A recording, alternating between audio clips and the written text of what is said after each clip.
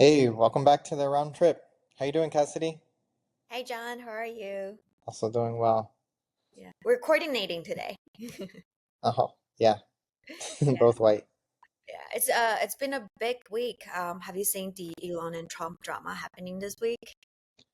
Yeah, I thought it was like earlier in the week, I was like, wow, there's no news. And then this whole Elon Trump thing kind of went downhill pretty fast. So, yeah, there's once power couple, power duo. Yeah, real time, just like post by post. It seems like they're no longer allies. And it's like Uh, yeah, they're like political combatants. I mean, it's like almost like Democrat versus Republican, and it started like over this disagreement with the big beautiful bill, and now it's like a full-scale war. And yeah, there's Trump saying he's gonna cancel all these contracts, accusations of betrayal, and even Elon Musk saying that he's gonna drop the Epstein files, and that could implicate Trump himself. Wow. Well, this is kind of the power struggle that normally happens behind closed doors, but it's live streaming in 2025. Yeah, a lot of mudslinging, all out in public. So there's definitely going to be some bruised egos.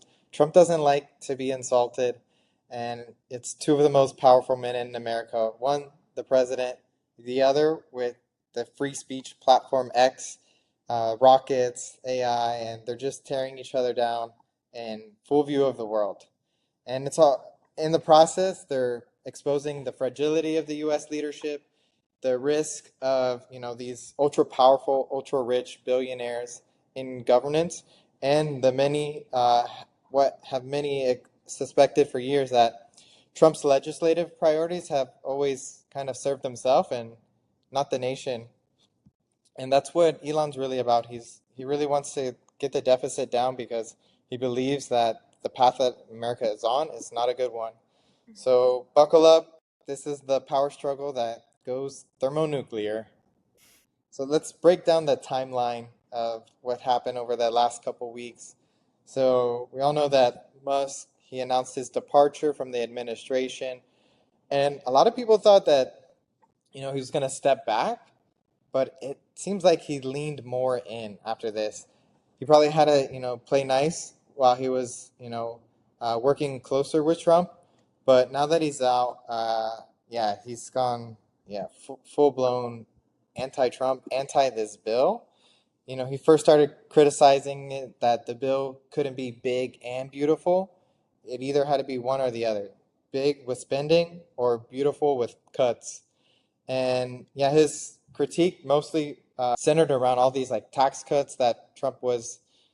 There's new tax cuts with like the overtime and no tax on tips, and then there's increased defense spending, and yeah, it's going to raise the deficit or the total debt by like 5 trillion, 3 to 5 trillion over a decade.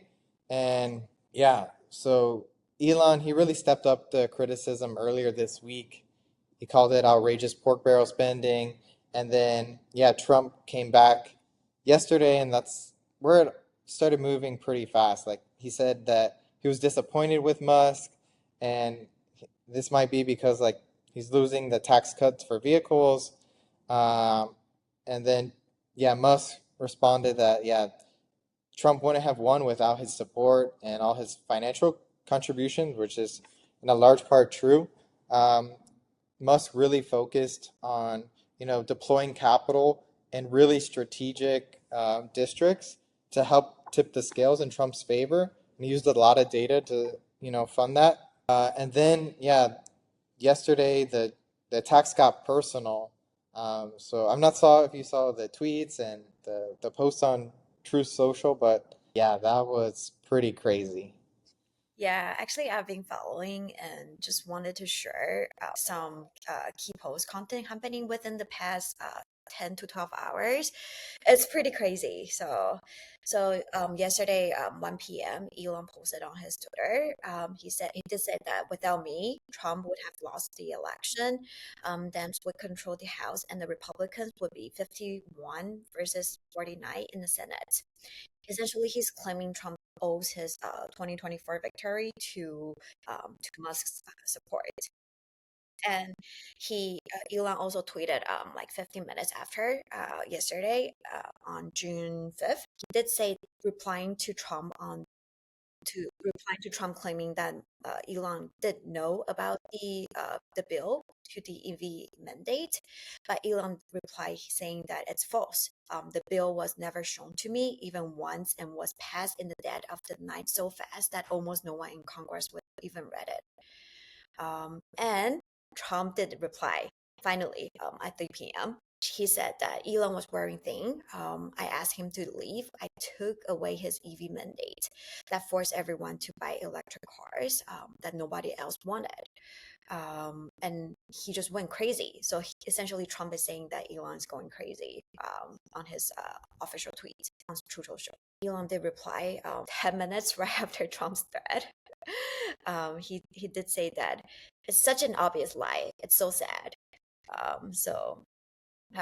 And then Trump threatened Elon to cut off federal contracts and subsidies benefiting Musk's companies.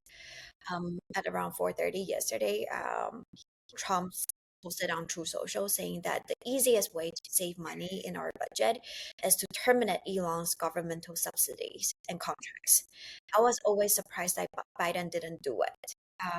And finally, so another 15 minutes later after Trump's official announcement, Elon did reply to Trump's threat, referencing to SpaceX crew capsules, saying that in light of the president's statement about cancellation of my government contracts, SpaceX will begin decom- decommissioning its Dragon spacecraft immediately. Well, this is just like a snippet of what's happening in the last 12 hours on June 5th, yesterday. There's so much happening right now. Yeah, I think Elon, he even took it a step further. He had the tweet about like he retweeted this guy named Ian Chong, and yeah, mentioning that Trump should be impeached, maybe because of this Epstein, yeah, that he's involved with the Epstein Island and all that case. So yeah, it got pretty heated pretty quick. And then he's also tweeting that, asking people to vote if people like the US should start a third political party because no one's heading in the right direction. And I think the whole world's saying it, and it really weakens Trump's leverage. Really picked a bad time to start this feud because he's trying to negotiate with the world with all these trade deals, and it's not good for the news cycle. He was like turning around, like politically and like getting more favorable as people saw like the tariffs weren't that bad at home, but now that he's fighting with like the one of the world's most powerful people, Elon Musk, yeah, he's losing a lot of leverage, and I think China especially and the EU to a lesser degree can sense that Trump might be more urgent to strike a deal, so he might have some more concessions, and yeah, Trump even yesterday had the first call with Xi, and Xi invited Trump to go to China, and Trump invited Xi and his wife to come to the U.S. So I think Trump might have to make that first trip just to show the willingness and save Xi some face. And he said he's a tough negotiator, and I think he's about to get a whole lot tougher. Yeah, but now here's what's gets really interesting. Elon's always been the guy who plays both sides. He's cozy with the right when it suits him, making overtures to the left when it benefits his bottom line. But this clash with Trump that's happening right now, it might actually push Democrats to do something nobody saw coming, allying with Musk. So it's not because they suddenly like him. They don't, obviously, but because they see an opportunity. Think about it. Support for SpaceX government contracts, a few friendly EV tax credit policies, maybe even some quiet campaign donations from Elon's allied billionaires.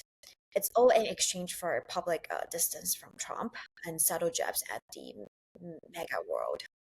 But it's kind of ironic, right? Because not long ago, Democrats they were once accusing Elon of platforming misinformation, but in politics, well, the enemy of your enemy is your strategic asset.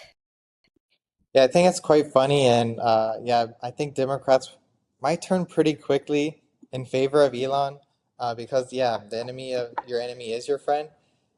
Greg, one of these meme accounts on X, even posted that like people are searching how to remove a sticker. I had to verify it because I couldn't believe it.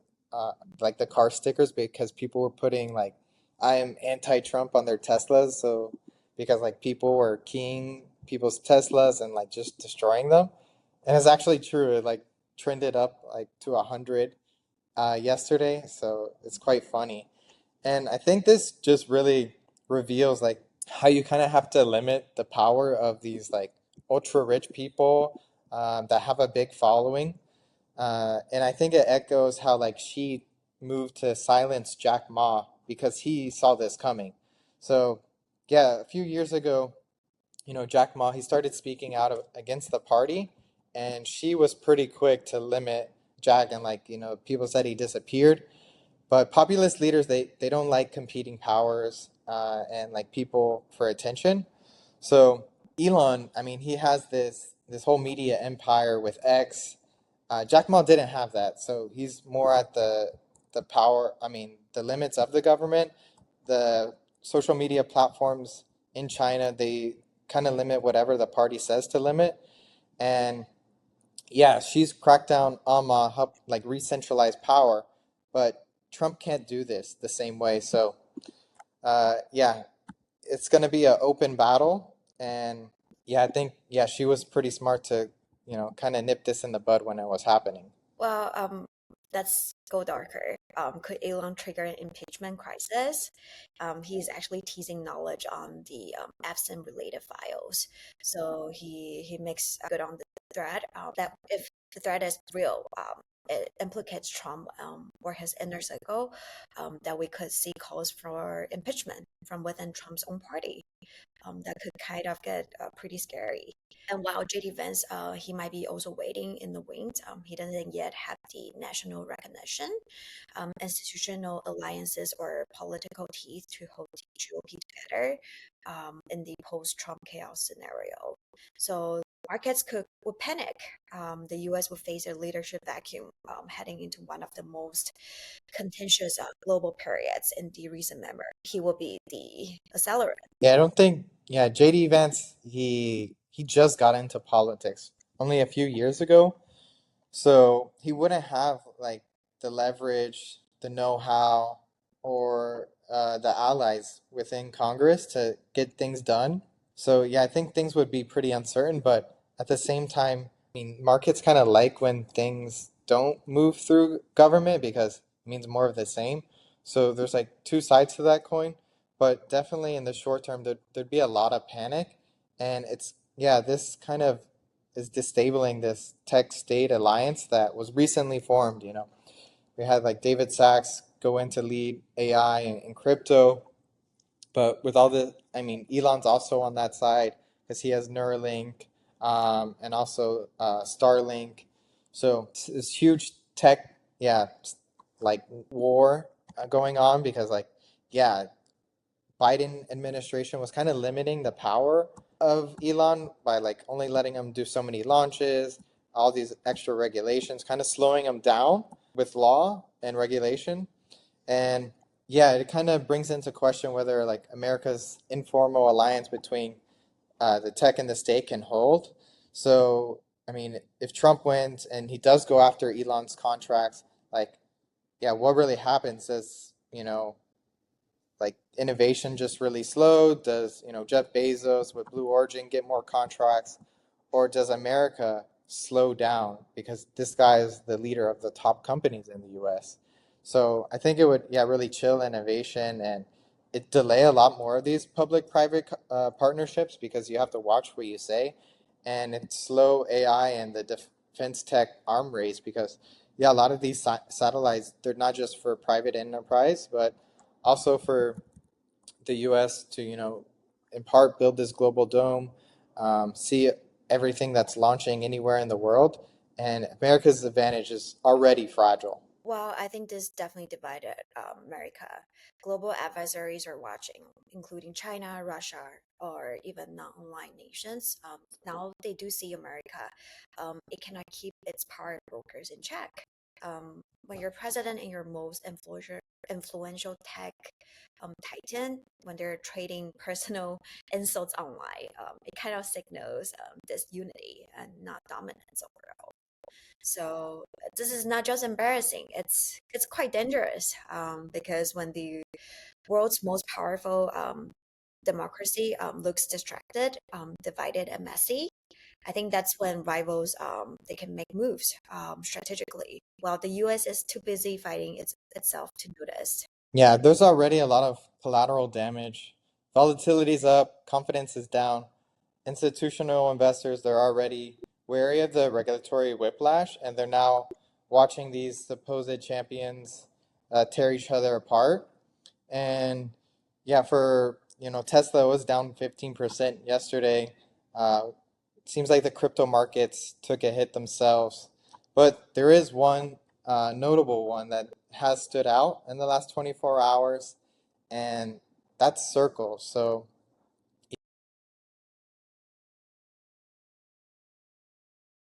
yeah, Circle, they just had their IPO. They're the issuer behind USDC, and they listed on the Nasdaq under CRCL. And yeah, the it's great market timing because yeah, stablecoins have come back into the spotlight, especially with Congress and the SEC inching closer to regulatory clarity for USD backed tokens.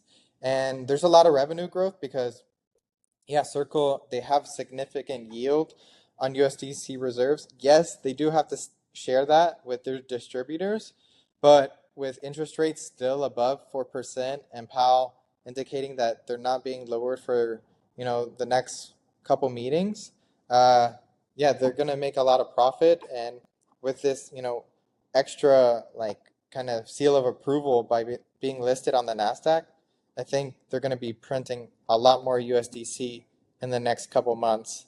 And yeah, it just looks really good for US regulated stablecoins compared to Tether, who's, offshore and people don't really have a clear insight into their operations. Well, I think this also it's a pretty historic moment because Circle it's when they did this, they became the first publicly traded stablecoin issuer. Some people are even calling this a Coinbase moment for stablecoins.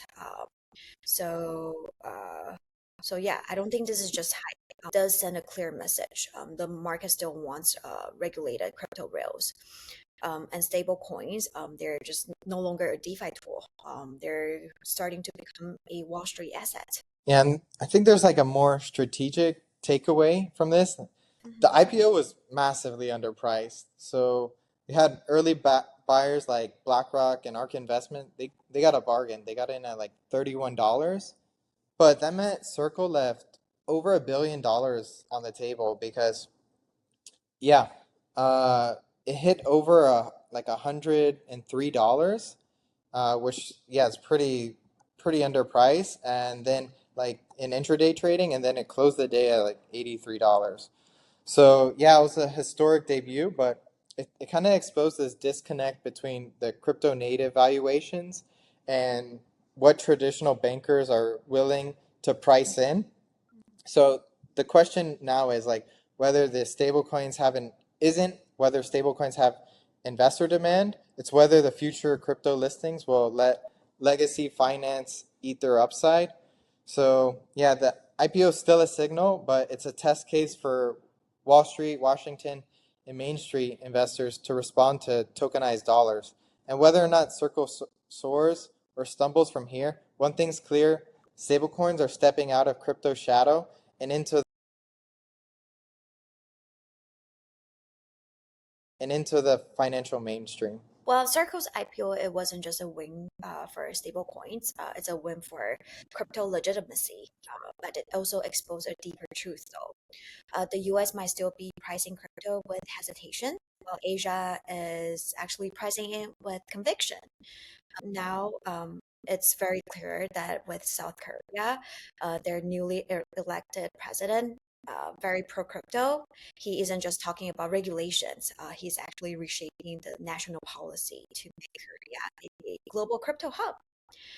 So let's break down on what just happened earlier this week with the pro crypto new elected president in South Korea. Maybe it could trigger the next wave of the crypto adoption across Asia. Yeah, crypto's always been, well, Korea's always been like a center for crypto. They've had the kimchi premium. And now, yeah, with this new president, President Lee, he's looking towards legalizing spot crypto ETFs for Bitcoin, Ether, and some others. And yeah, that's huge for retail and institutionals alike. And it's really unlocking the institutional demand there.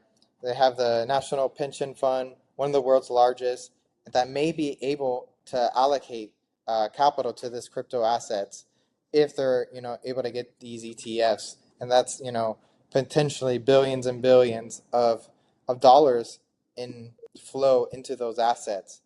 And then they also want to launch their own government-backed stablecoin, so a won-peg stablecoin to boost domestic crypto commerce and reduce the reliance on foreign tokens.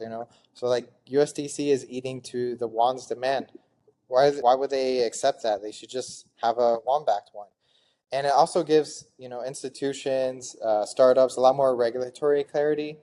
And this administration wants to pass the Digital Asset Basic Act, defining token classifications, licensing rules, and stablecoin oversight.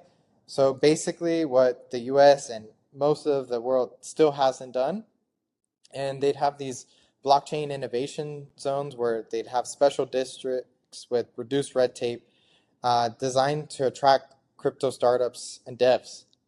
So why does this matter globally? One, Korea punches way above its weight in crypto.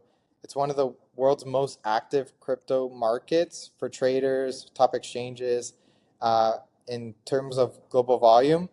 It really drove the retail bull run in 2017, also last cycle. So yeah, the Korean premium is real. Assets like Bitcoin and XRP, like they historically trade higher on Korean exchanges, and this is known as the kimchi premium. And yeah, with Lee's policies, I think it'll only amplify that. And it's really positioning itself as, the center for Asia in terms of the most progressive, innovation friendly crypto jurisdiction. Um, yeah, and like in light of this week, like Singapore just, yeah, they announced like a new law that a lot of like market makers, exchanges, they need to comply with. So maybe a lot of these, yeah, companies might move from Singapore to Seoul. And yeah, while most of the world's stuck in this regulatory gridlock, Korea's, putting its foot on the gas. It's been a really interesting like end of the week for crypto. I mean, I can only imagine like what this weekend's gonna be like, and what yeah Korea does over the next few months. So yeah, I don't know. What are your thoughts on Korea? Have you been? Yeah, yeah, I've been to Korea.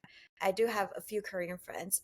They trade crypto heavily, so this will be interesting. Well, thanks for joining. That's been this week on the round trip, and we hope you subscribe, comment, and share what you enjoyed from this update. We'll see you next week.